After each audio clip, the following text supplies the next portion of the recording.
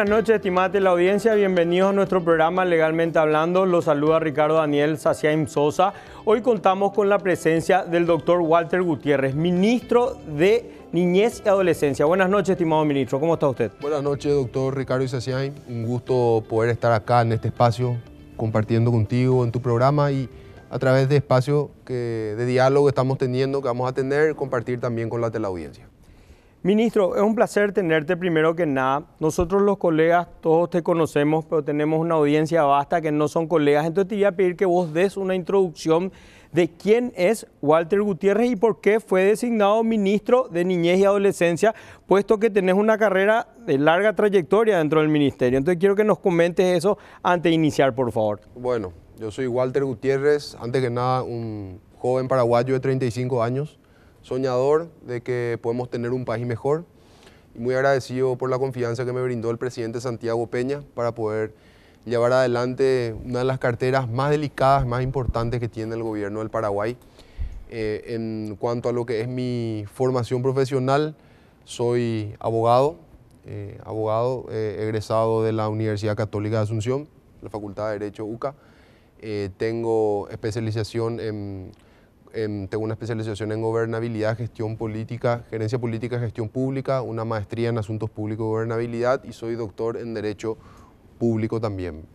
Me tocó realizar también especializaciones en el exterior, en Rosario, Argentina, estuve también en el Estado de Israel y representar a nuestro país en varios espacios ya ante el Concierto de las Naciones, tanto en Naciones Unidas, Nueva York, en La Haya, en Ginebra, familiarizado, muy embebido con el tema, porque como estaba diciendo, estoy en la institución hace 10 años. En el año 2014 ingresé a la institución en primera instancia como director regional de la entonces Secretaría Nacional de Niñez y Adolescencia en el departamento de Itapúa, para después ser viceministro de Programas y Proyectos y bueno, ahora muy honrado y muy comprometido con la confianza que me otorgó el presidente Santiago Peña al designarme como ministro. ¿Por qué solicito que el doctor Walter Gutiérrez se presente? Porque hay que dar que el presidente apuesta en una persona joven de 35 años, pero con alta idoneidad, totalmente preparado y capacitado para ejercer el cargo. Entonces, mi querido doctor, teniendo esto en cuenta, primero que nada, un orgullo que seas tan joven y que estés al frente de una cartera tan importante como lo dijiste. Y segundo, ¿cuáles son los desafíos, mi querido doctor, que encontraste dentro del Ministerio de Niñez y Adolescencia? Bueno, hay muchísimos desafíos. Realmente el ámbito de aplicación que nosotros tenemos es demasiado grande, muy amplio. Muy amplio. Trabajamos, para que tengan un poco una idea, trabajamos desde lo que es la acción directa con las instancias del Sistema Nacional de Protección que están establecidas ya en la Ley 1680/2001, Código de Niñez y Adolescencia, que son las gobernaciones, las municipalidades, en la instalación de los consejos departamentales, niñez y adolescencia, de los consejos municipales, en la instalación de las CODENIS, en el fortalecimiento de las CODENIS. ¿Qué son las CODENIS, doctor? Las CODENIS son las consejerías por los derechos del niño, niña y adolescente. Son el brazo ejecutor de este Sistema Nacional de Protección que fue creado ya por el Código de Niñez y Adolescencia en el año 2001 y son aquellos que aterrizan la política pública en territorio. Tienen una función, la ley le da funciones bastante interesantes y queremos hacer una revolución en lo que tiene que ver con respecto a las CODENIS, atendiendo que por primera vez ahora desde el gobierno nosotros estamos dando ya no solamente apoyo técnico, sino también apoyo financiero a las municipalidades para el fortalecimiento de las CODENIS mediante el objeto de gasto 834, para que puedan tener sus equipos técnicos multidisciplinarios, para que las municipalidades puedan incluso habilitar espacios de protección, espacios de cuidado para niños, centros de atención integral, de acuerdo al proyecto que ellos nos presentan y el cual nosotros les asesoramos técnicamente, transferimos recursos y hoy estamos apoyando. Pero también queremos cambiar la perspectiva. ¿En qué sentido? Que muchas veces la CODENI está esperando a que ocurra o suceda un caso en forma reactiva. Sin embargo, nosotros estamos trabajando ahora en territorio, porque me tocó ir ya a 14 de los 17 departamentos a conformar los consejos departamentales de niñez y adolescencia con los gobernadores, con los intendentes y buscar un poco fortalecer a las CODENIs. Entonces, en ese trayecto, nuestro principal enfoque y énfasis va a ser trabajar en que ya no solamente las CODENIs estén esperando a que suceda un caso y hacer las derivaciones, sino que trabajar en una función que le da la ley desde la perspectiva de la promoción de los derechos de los niños y adolescentes, trabajando con la familia y la prevención de las situaciones de vulneración. O sea, pasarían a un punto preventivo. Siempre, o sea, también obviamente de recepción de las denuncias, de articulación, de un seguimiento, pero con un enfoque muy fuerte en la prevención, es decir, salir a la comunidad, salir al territorio, estar en las escuelas, trabajar con los niños, trabajar con la familia. Ese es el enfoque prioritario que queremos darle. Y para ello nosotros estamos construyendo ahora un instrumento que va a ser la guía única para CODENIs, construido con las propias CODENIs y los actores del sistema. ¿Qué pasa? La ley habla de lo siguiente: la CODENI tiene que ser un servicio de atención permanente. ¿Qué es permanente? 24/7, 24 horas al día, 7 días a la semana. Los casos de problemáticas de niñez y adolescencia no tienen día, hora, no tienen horario de oficina. Entonces, buscar que se pueda tener estos equipos técnicos multidisciplinarios, y tienen que ser equipos capacitados. Yo anhelo y yo sé que vamos a lograr de que todos los consejeros y consejeras de CODENI puedan tener una instrucción significativa e importante para poder dar respuesta a los casos. Entonces, estamos trabajando en esta guía, que va a ser una guía única mediante el cual nosotros vamos a nivelar a todos los consejeros y consejeras de CODENI en base a un instrumento que construimos. Ya no solamente, bueno, está la ley, son estas las funciones, no, vamos a estar con ellos en el nivel detallado. Se tiene que hacer esto, vos tenés que tener tu mapa de servicio, tenés que derivar de esta forma, tenés que trabajar en prevención de esta forma. Un instrumento que va a servir desde Encarnación hasta Mariscal de Estigarribia, desde Asunción hasta Salto del Guairá, para todos.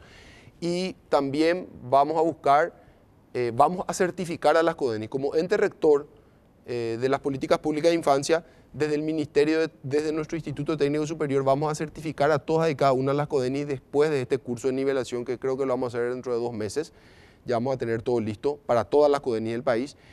Y sacar también una resolución mediante el cual, si es que se cambia algún consejero o consejera de CODENI, vamos a establecer un plazo de 3 meses para que la persona pueda ser inducida por los equipos del ministerio a los efectos de tener su certificación. Va a ser como un examen que van a pasar, y eso nos va a dar la garantía de la profesionalización de la atención de las CODENI. Muchas veces muchos subestiman el rol o el trabajo que pudiese eventualmente tener una CODENI, pero estamos trabajando para que aquellas personas que son designadas por los intendentes municipales, porque dependen directamente de los municipios, pero bajo apoyo y supervisión del ministerio como ente rector, realmente cuenten con las herramientas suficientes como para poder trabajar con la población más vulnerable, que es la de los niños y adolescentes.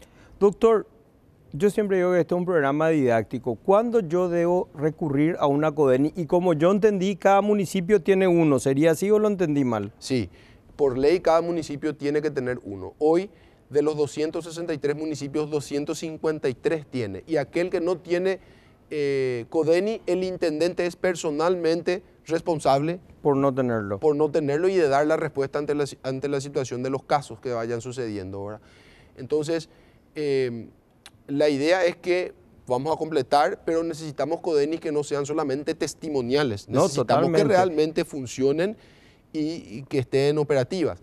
Y a tu pregunta, doctor. ¿Cuándo yo recurro a una CODENI? ¿Por qué debería recurrir a una CODENI? ¿Cuál es la situación que debe llevarme a recurrir a una CODENI para solicitar auxilio? Quiero traer a colación en ese orden de cosas el artículo 5 del Código de Niñez y Adolescencia, que habla que toda persona que tenga conocimiento de alguna situación de vulneración de derechos hacia niños y adolescentes tiene la obligación de denunciar ante la CODENI, ante la Policía Nacional, o la Fiscalía, o la Defensoría, o al 147 del Ministerio de la Niñez. Hay muchas bocas receptoras de denuncias, y si Ricardo tiene conocimiento, no es una cuestión que voluntaria, tiene que decidir. Es obligatoria, claro, no ir a hacer cuestión, la sí. denuncia. Por eso quería ir ahí, ministro. Es obligatoria la denuncia. Así mismo, a eso quería ir, estimado ministro. ¿Qué pasa?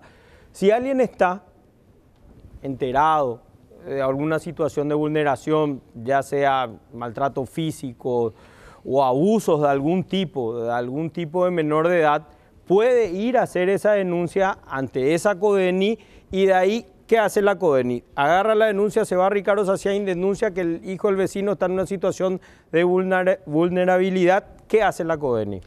Muy buen punto, tocaste casos, o sea, tocaste tal vez los casos que son mediante los cuales más denuncias se reciben.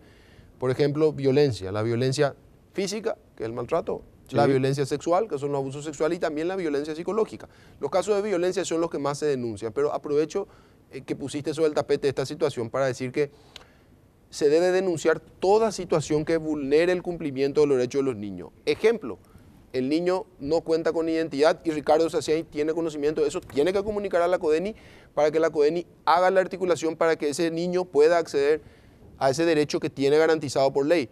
O no está escolarizado, o está con cuestiones de salud y la familia o los padres o la mamá no le está llevando a que pueda acceder a ese servicio de salud. Toda vulneración de derechos, más allá de lo que es la violencia, que es quien más se denuncia, pero aprovecho este espacio, querido doctor, para poder instalar también eso. Si un niño no está accediendo a alguno de los derechos que le es garantizado, se debe denunciar. ¿Y qué hace en este caso? La CODENI, ya que me preguntaste puntualmente, recibe la denuncia, realiza obviamente un análisis de acuerdo a qué corresponde hacer y hace la derivación. Si es una cuestión de no acceso a la identidad, obviamente que va a tener que arbitrar los mecanismos como para que pueda ser inscripto. Si hay, obviamente si ya no cuenta dentro de los 30 primeros días, hay un proceso que se llama, que conocemos los profesionales, que es inscripción judicial tardía, sí, que se hace por vía judicial, entonces deriva a la defensoría, por ejemplo. Si no está escolarizado, deriva también a las defensorías o puede conversar con la familia, buscar la escolarización, y si hay violencia, la violencia contra los niños constituye un hecho punible. Debe derivar indefectiblemente al Ministerio Público para que tome intervención en cuanto a la persecución del hecho punible, pero a su vez, si es que la violencia se dio dentro del entorno familiar, deriva a la Defensoría de la Niñez, al Ministerio de la Defensa Pública, a los efectos de evaluar si se requiere tomar una medida de protección del niño, como por ejemplo ser protegido en otro espacio. Ahí, ministro, quiero entrar en detalles, pues ¿qué pasa? Yo digo, si yo le denuncio al hijo de mi vecino por tener maltratos físicos, ¿qué va a hacer el Estado? ¿Con quién va a quedar ese niño? El padre es el único familiar que tiene, no tiene otro. La madre se fue de la casa o el señor es viudo. ¿Cómo voy a denunciar? Porque ¿qué va a pasar de ese niño si yo hago esa denuncia? Veo que lo maltratan físicamente todos los días, pero mi pensamiento radica en ¿qué va a pasar de ese niño si yo hago lo que corresponde por derecho, que es hacer la denuncia y manifestar ante la CODENI que este niño está siendo agredido físicamente? Es la obligación del Estado cuando la instancia, la primera instancia que se da por una cuestión legal, y no solamente legal, sino lógica y natural, que es la familia nuclear, cuando la familia nuclear vulnera los derechos del niño o no tiene la capacidad de cuidarlo y protegerlo, el Estado, en ese caso, y mediando, quiero ser muy claro con esto, mediando sí, una orden judicial, tiene la obligación de plantear, de ofrecerle una alternativa de cuidado. ¿En qué radica esa alternativa, doctor? Esa alternativa de cuidado, que pudiese eventualmente hablarte con mucha profundidad, está establecido en la ley 6486, que es la ley de derecho a vivir en familia. Tiene tres ejes y el nombre lo define: derecho a vivir en familia, cuidados alternativos y adopciones. Entonces, el Estado le brinda una alternativa de cuidado que se ofrece en este orden: familia ampliada, abuelos, tíos, primos, hermanos mayores o algún referente afectivo. O sea que se busca algún familiar directo. Se busca. Para que cuide al niño que está siendo vulnerado en sus derechos en su familia nuclear. Ok. Si no existe esta familia ampliada o la familia ampliada no está dispuesta, el niño va con un integrante de una familia acogedora, que son las familias que nosotros como Ministerio de Niñez y Adolescencia, a través de la Dirección General de Cuidados Alternativos, tenemos inscritas, registradas y ponemos a disposición para que cuiden transitoriamente a los niños. Que ellos ofrecen, ¿verdad? Tengo entendido como que son ayudantes que ellos mismos ofrecen a esa situación, ¿sería así? Sí, son familias que transitoriamente protegen al niño hablo transitoriamente Son voluntarios. porque sí, pero hoy van a recibir un apoyo del Estado que te puedo contar después con más tiempo, ¿verdad? Ah, eso está buenísimo. Eso tenemos que desarrollar, ministro. Entonces, por lo menos para contextualizar esta parte, sin entrar aún en el detalle que creo que Sí. podemos hablarlo un poquitito más adelante, si no está la familia ampliada, viene la familia acogedora, ¿y por qué? Y después, si no hay una familia acogedora, ahí están los famosos hogares, como se les conoce, que son las instituciones de abrigo. Sería el cuarto lugar. O sea, Sí. la cuarta opción son El los hogar de hogares que vienen primero, entonces, en el último, la gente que va a hacer adopción, o sea, familiares directos. Después tenés las familias voluntarias, después tenés los que quieren adoptar y por último, entonces, vendrían los hogares de niños. Tenés, para entender, tenés la familia ampliada, Sí, tenés después los referentes socioafectivos, por ejemplo, incluso un vecino con el que se está criando, Claro. una madrina o algo. En tercer orden vienen las familias acogedoras, que son, como le definiste, voluntarias, las familias de acogida. Y en cuarta instancia vienen los hogares de abrigo.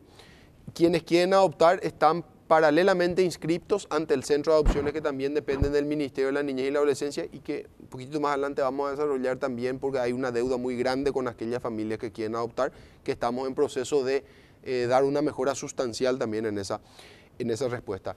¿Y por qué hablamos de una medida de protección, una medida cautelar urgente para el niño? Porque mientras el niño fue separado de su familia, dentro de esa medida de protección se tiene que desarrollar un proceso para definir si el niño va a ser reinsertado a su familia de origen, sí. o sea, es un trabajo mediante algo que se llama mantenimiento del vínculo, o si finalmente va a ir en adopción, si el juez lo va a declarar en estado de adopción y ahí entran las familias del centro de adopciones que están registrados. Pero mientras todo ese proceso se define, el niño necesita estar en algún lugar y protegido. Entonces, ese es el abanico de posibilidades que el Estado tiene que gestionar para proteger transitoriamente al niño mientras se define su situación de vida en sede judicial. ¿Por qué desarrollamos esto, ministro? Porque muchas personas, me incluyo, por ignorancia sobre todo, piensa que el Estado no está preparado para recepcionar este tipo de denuncias y la gente guarda silencio ante abusos y situaciones de vulnerabilidad de menores de edad sin hacer lo que corresponde por derecho, que es hacer la denuncia. Entonces queríamos mostrar de que realmente ustedes del Ministerio están totalmente capacitados para recepcionar este tipo de denuncias y actuar en consecuencia. Sí, hay muchas instancias donde se puede denunciar, como les dije, la CODENI, cuando hablamos de hechos punibles, la Policía Nacional o la Fiscalía, después está también la Defensoría y el 147 del Ministerio de la Niñez y la Adolescencia, que es el Fondo de Ayuda de los Niños, personalmente le bauticé, ¿verdad? 147, sin asterisco, funciona 24 horas, 7 días a la semana. Perdón, ministro, ahí te voy a pedir que pase otra vez para que la gente de producción pueda poner 147 asterisco. No, sin asterisco. Sin asterisco. 147. Se Sí. puede llamar de todo el país. Celular, línea baja. De todos lados. Funciona 24 horas al día, 7 días a la semana, donde nuestros equipos técnicos están recepcionando esos reportes, esas comunicaciones, esas denuncias que hace la ciudadanía. Y lo que hace este sistema, si llama a alguien de Carapeguá, por ejemplo, tenemos el directorio de todos los actores del sistema en Carapeguá y de acuerdo al hecho se hace la derivación correspondiente, de acuerdo al hecho para que se tome intervención. Esa denuncia puede ser innominada en el sentido de que tiene que puntualizar quién es quien está maltratando, qué familia es, tiene que dar su nombre, no tiene que dar su nombre para hacer la denuncia, puede hacerlo de manera confidencial. Qué buen punto, doctor. Las denuncias no son anónimas por una cuestión de responsabilidad. Responsabilidad Sí. y seriedad también que tiene que revestir este tipo de situaciones. Pero sí son confidenciales. Ok, entonces no se puede acceder, si yo quiero saber quién me denunció, marcando eso, no puedo acceder a esa información. Se reserva y la llamada también, un punto muy importante, la llamada es gratuita. La llamada es gratuita. Mi querido doctor, para hablarlo al volver de la pausa, cuando hablamos de violencia psicológica en menores, ¿cuál sería la definición? Ya volvemos luego de la pausa.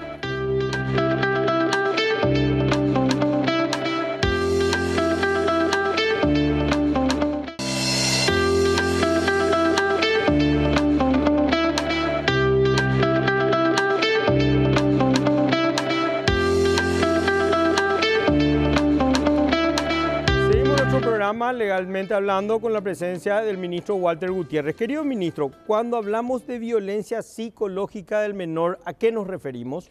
Violencia psicológica de los niños y adolescentes se produce y se da cuando se produce un grave menoscabo incluso al propio niño. Las palabras graves, las palabras ofensivas, injuriosas, generan un daño psicológico muy importante que incluso pudiesen eventualmente afectarle en su desarrollo, ¿verdad? Se vuelven niños introvertidos, genera también situaciones bastante delicadas que muchas veces no dimensionamos, ¿verdad? Pero sí el maltrato verbal, el menoscabo, que sea un menoscabo bastante gravoso, son también consideradas formas de violencia y son situaciones que impactan y afectan en la vida del niño y muchas veces los docentes son quienes determinan esa situación. Genera retraimiento, bajo rendimiento escolar, no quieren tener interacciones con sus pares, genera inseguridades y afecta después al futuro, a la futura persona adulta y lo marca en su personalidad, ¿verdad? Genera, como te estoy hablando, inseguridades principalmente. Y sí posicionar también esto como que es un tema que no tiene que ser pasado como inadvertido, porque muchas veces decimos, no, eso no es grave, la violencia física y sexual sí, pero eso también es grave y genera un impacto en los niños y bueno, siempre apuntamos a pautas de cuidado, pautas de crianza adecuada. Es más, desde el ministerio, a través de las CODENI, que es una red de la cual se dispone de acceso en prácticamente todo el territorio, se busca trabajar con las familias en comunidad estas pautas de crianza, de cuidado adecuado también con los niños y un cuidado respetuoso, ¿verdad? Bien dijiste ahí, ministro, que los docentes son prácticamente los primeros en darse cuenta por su rendimiento escolar y los docentes también tienen la obligación de hacer la denuncia correspondiente. Sí, la obligación como todos, pero tocaste un punto importante también porque el infine del artículo 5, que había hecho mención de que toda persona tiene obligación de denunciar, recae especialmente, habla en la parte final del artículo, en docentes, personal de salud, personal que trabaja en el fuego niñez y adolescencia. Tenemos como una doble responsabilidad de realizar la denuncia. Todos los ciudadanos en general y muy en particular aquellos actores que trabajamos de cerca con los niños y adolescentes. Excelente. Ministro, cuando hablamos de abuso sexual, que me duele muchísimo hablar de esto, pero realmente es una realidad, lastimosamente es una realidad. ¿Qué podemos decir sobre el tema? Y acá, ministro, te pido que te explayes sobre todo de quien esté en conocimiento qué puede hacer al respecto, porque también hay casos donde uno sabe, pero es el otro padre. O sea, me explico, no sé si me llegué a explicar. Totalmente. Están la gente divorciada, que está en conocimiento de otros casos, no quiere hacer las denuncias, ¿qué va a pasar? Entonces te pido que te explayes en esto. Bueno, quiero encuadrar normativamente para darle el concepto de lo que es el abuso sexual en niños, que está, voy a hablar un poco más como abogado primero, ¿verdad? Que está tipificado en el artículo 135 del Código Penal paraguayo. Anteriormente, sufrió ese artículo 135 una modificación. Anteriormente el abuso sexual en niños tenía una pena menor incluso que el abigeato, que es el hurto de cabeza de ganado. Con la modificación aumenta la penalidad, llega hasta 20 años incluso, de acuerdo a los diferentes agravantes. Pero para darle una idea clara y un concepto, doctor, a qué es el abuso sexual en niños, porque podemos decir, a veces relacionamos abuso sexual, sí, una violación. Y no es solamente eso. El abuso sexual en niños es todo acto, comportamiento o conducta de índole o carácter sexual que se realiza en forma directa hacia el niño o que se le induce al niño a realizarse a sí mismo o que se le induce al niño a realizarle a una tercera persona o incluso la realización de actos sexuales frente al niño. Todo eso es abuso sexual. Voy a ser un poco crudo, el coito es una de las formas más agravantes del abuso sexual, pero tenemos que sacarnos ese concepto de que abuso sexual es solamente coito. O sea que dos personas tengan relaciones sexuales frente a un niño es abuso sexual. Están los abusos sexuales por medios telemáticos que también incorporó la modificación del artículo 135 en el año 2017. ¿Cómo sería eso, doctor? Por favor, por medios telemáticos, como quitarle fotos y demás cosas. Exactamente, lo que muchas veces se conceptualiza como sexting también, o grooming, donde un adulto se hace pasar por un adolescente, por un joven o por un par de ese niño adolescente, le pide video o tienen algún tipo de conversación de índole sexual con esta persona. Y quiero hablar del tema de la edad, y algo muy importante también acá. Cuando hablamos de abuso sexual, se da siempre con una persona menor de 14 años, siempre es abuso sexual. Todo acto sexual con una persona menor de 14 años es abuso sexual.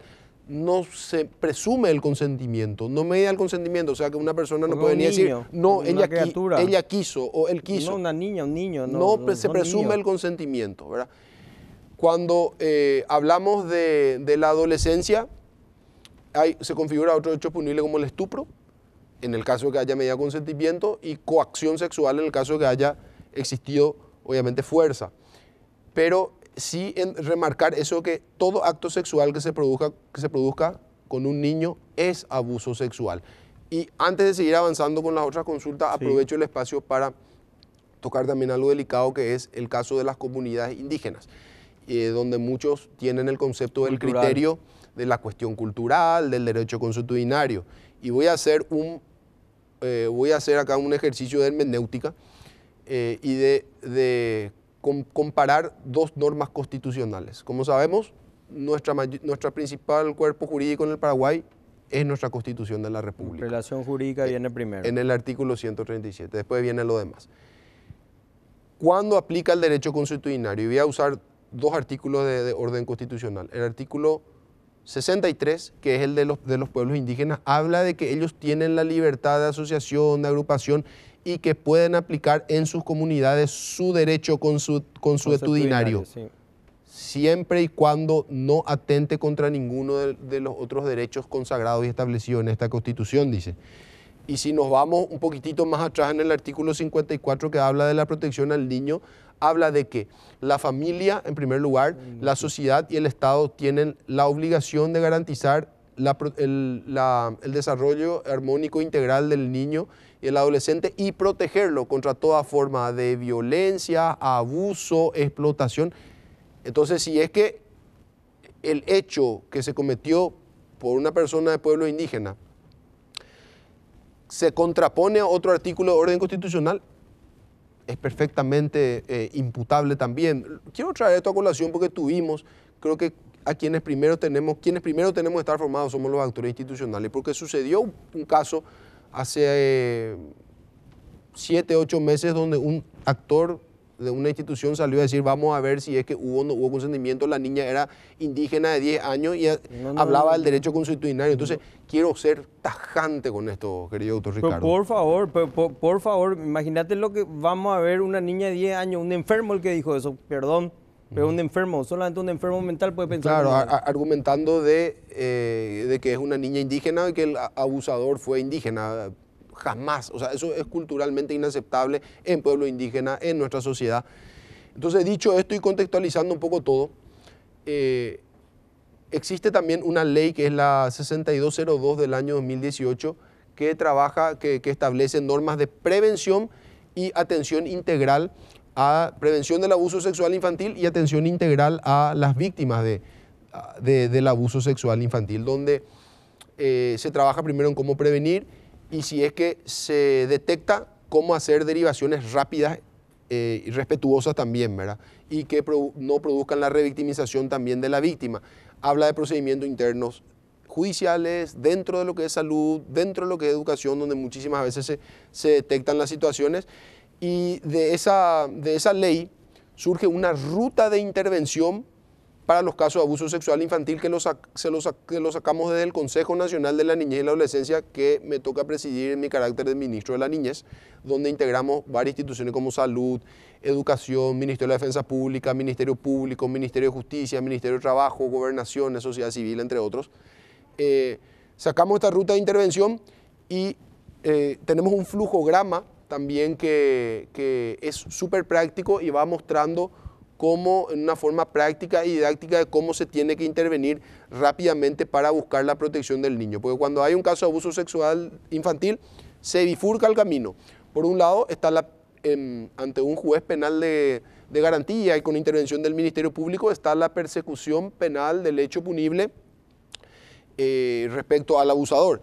Y por otro lado, que es donde más intervención tenemos nosotros, es verificar si hay una medida, que establecer alguna medida de protección al niño si el hecho se produjo dentro de su seno familiar o entorno familiar donde mayoritariamente se produce, ¿verdad?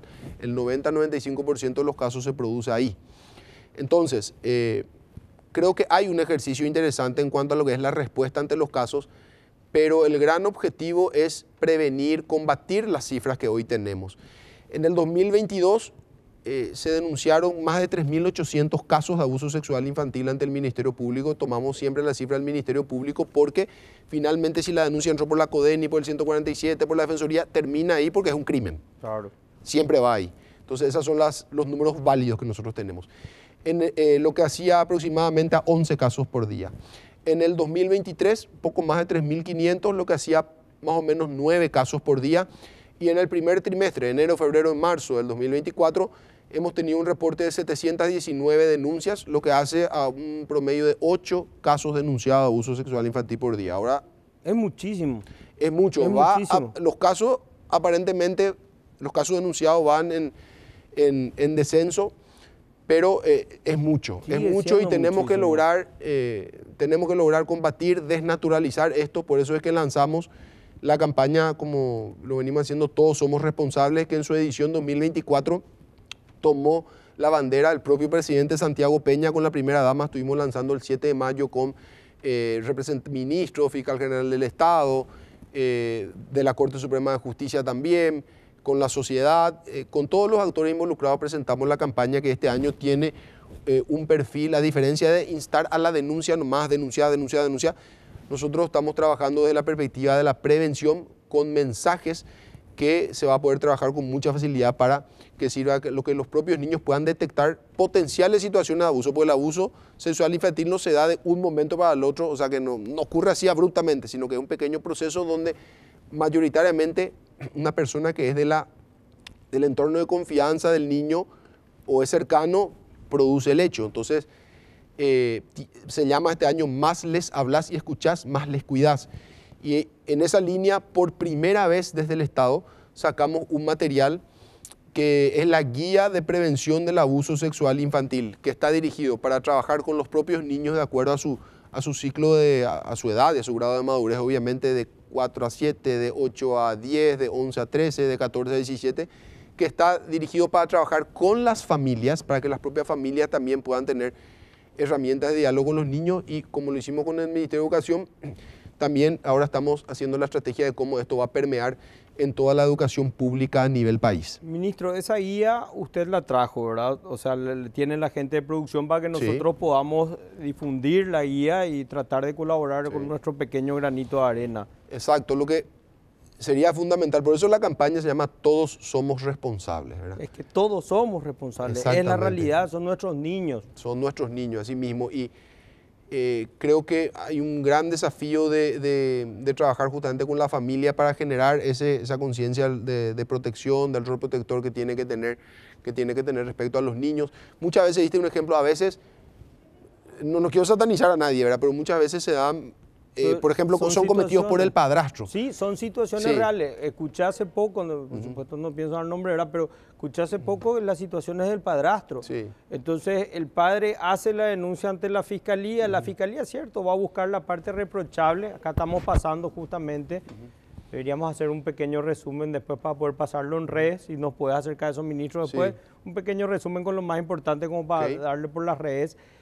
Entonces, el padre hace la denuncia, esto va a la fiscalía toma intervención, el juez de garantía toma la intervención, pero ¿qué pasa con el niño mientras tanto?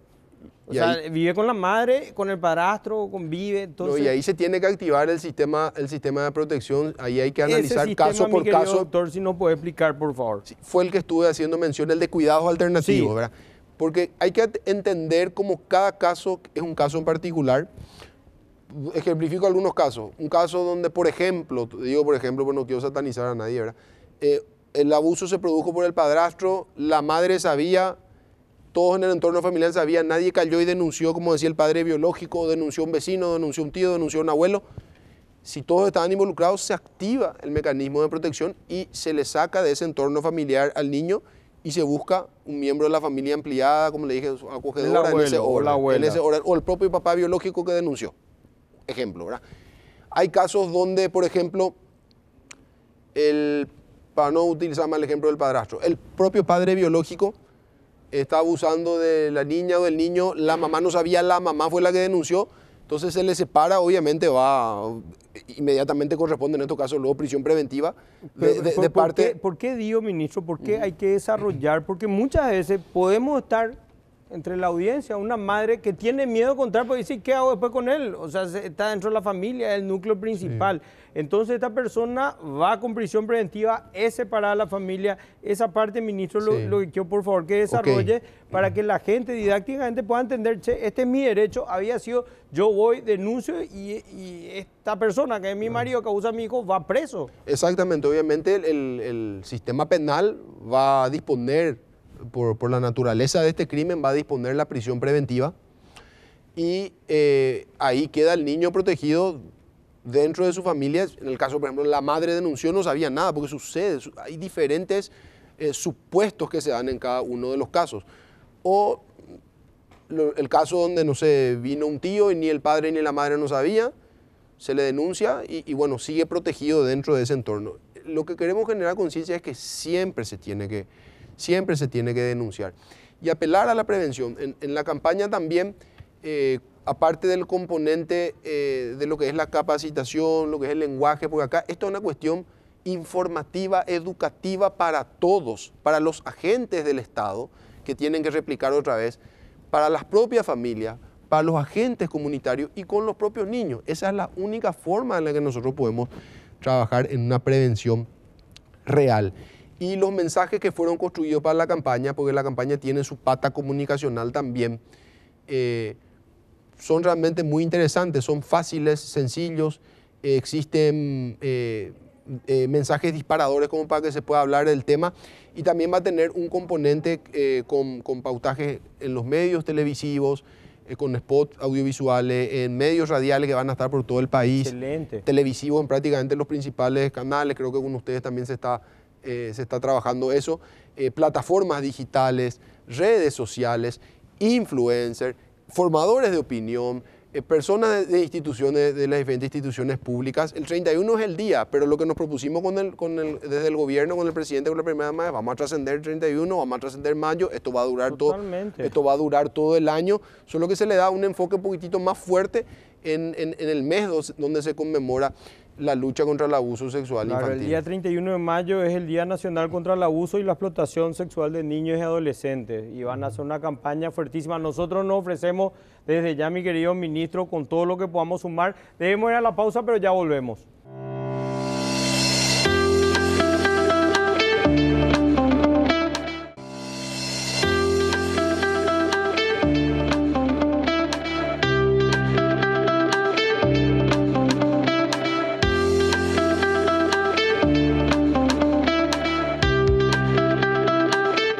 Nuestro programa Legalmente Hablando con la presencia del doctor Walter Gutiérrez, ministro de Niñez y Adolescencia. Estimado ministro, lastimosamente el tiempo pasa tan rápido, pero el mensaje es, debemos apoyar, es responsabilidad de todos nuestros niños, son la responsabilidad de todos los ciudadanos.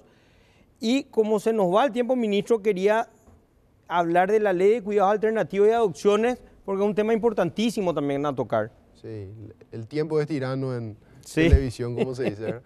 Pero sí me ofrezco para participar en otro espacio. Desde ya te extiendo otra invitación y sobre todo para la campaña te digo, vamos a sumarnos acá a disposición todo el equipo para sumar en todo lo que podamos. Gracias, doctor. Vamos a estar acercando todo lo que creamos pertinente.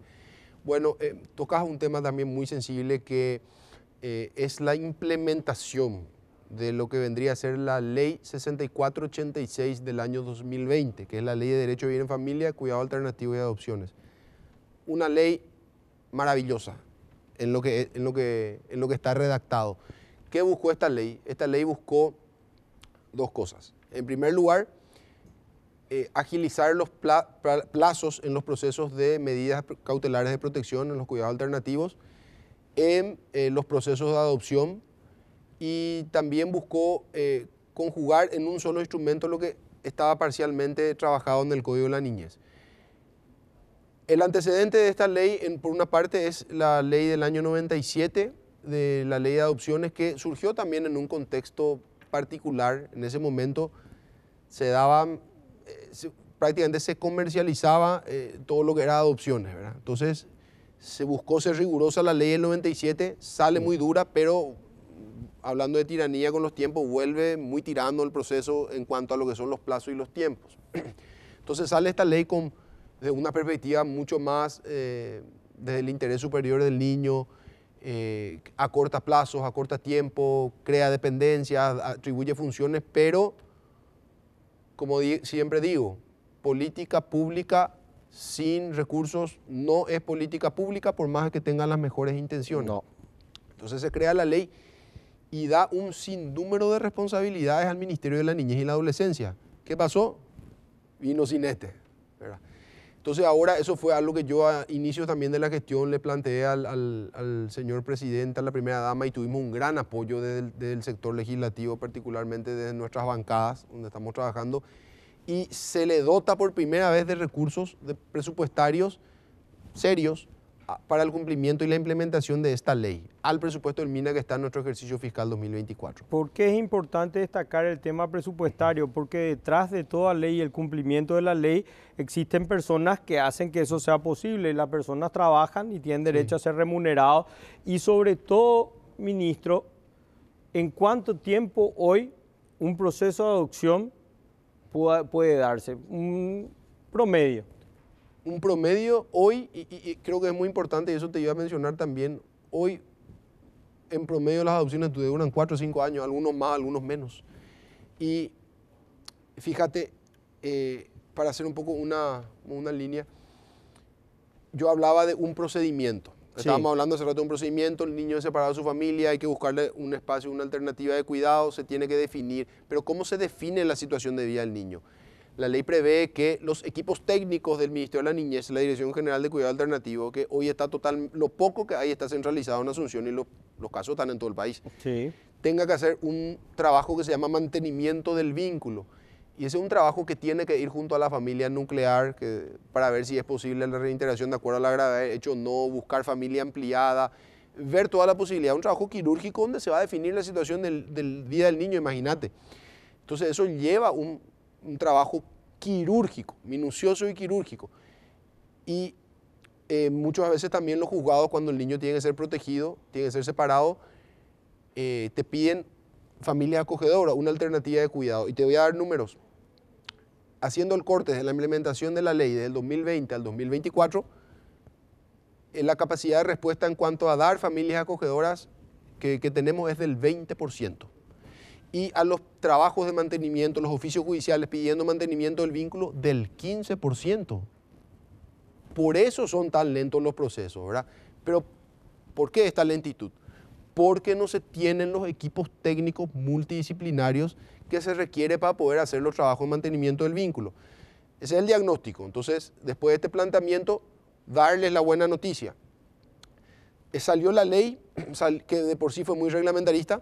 Sale el decreto reglamentario que básicamente da luz en algunas cuestiones, y lo que resolvimos ahora del gobierno con estos nuevos recursos es vamos a quitar el Programa Nacional de Cuidados Alternativos y Adopciones Prioritarias para ver cómo manejar en forma más operativa los procesos con estos nuevos recursos que tenemos. Y nos sentamos entre todos, Corte Suprema, Ministerio Público, Ministerio de la Defensa Pública, para trabajar por una cuestión de Estado. Va a ser un programa inclusivo de todas las autoridades competentes o todas quienes que tengan vela en el entierro, por así decirlo. Y hoy, en este primer paso, pero que es realmente un primer gran paso, vamos a estar instalando equipos técnicos territoriales en casi todos los departamentos del país.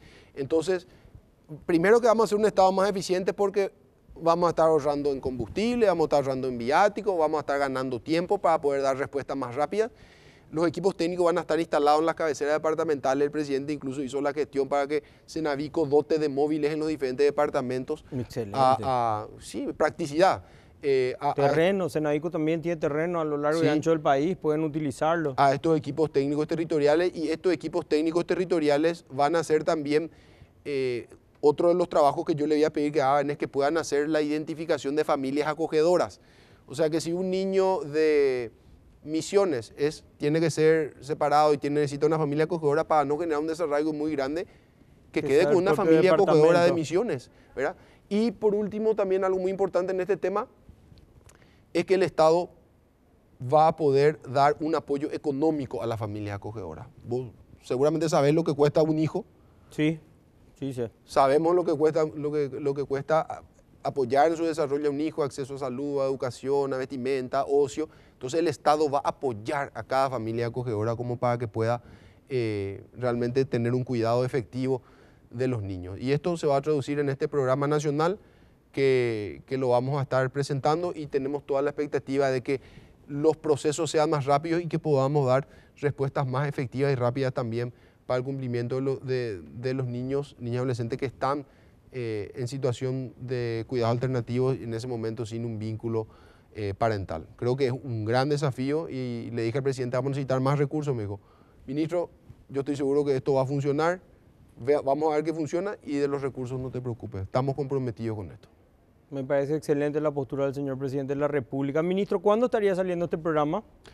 Te cuento, esta semana justamente ya, porque también el presidente me pidió, vamos a contratar los equipos técnicos, 80 técnicos vamos a contratar de entrada para el país, en los diferentes departamentos, y reforzar lo que es Asunción Central. Yo creo que en un mes y medio vamos a tener ya todos los equipos técnicos con toda la inducción. Va a ser por concurso, porque él me pidió que lo hagamos por concurso para que tengamos los mejores profesionales trabajando con nuestros niños, y más o menos es el tiempo. Va a salir un decreto que aprueba el programa, se va a lanzar desde los diferentes poderes del Estado, y la mayor expectativa para que sea un éxito. Creo que como no tenemos más tiempo, ameritaría también en otro momento comentarte lo que vamos a hacer con la primera infancia, un programa nacional de atención integral fabuloso de 0 a 5, con una inversión muy fuerte que va a ser y decidida que va a ser el gobierno. Y también comentarte que estamos analizando posibles ajustes y modificaciones al Código de la Niñez y la Adolescencia para que pueda ser incluso mucho más efectiva, porque ya nuestro código ya tiene 23 años, salieron muchas leyes posteriores, y vamos a buscar ordenar un poco los tantos para que también sea de fácil aplicación para los operadores del sistema judicial. Estimado ministro, desde ya te extiendo esa invitación. Por favor, sentite en tu casa. Me encanta tu gestión, te soy sincero, me parece muy buena la gestión que están haciendo, pero lastimosamente debemos irnos. Estimada la audiencia, nos vemos el próximo domingo a las 21 horas.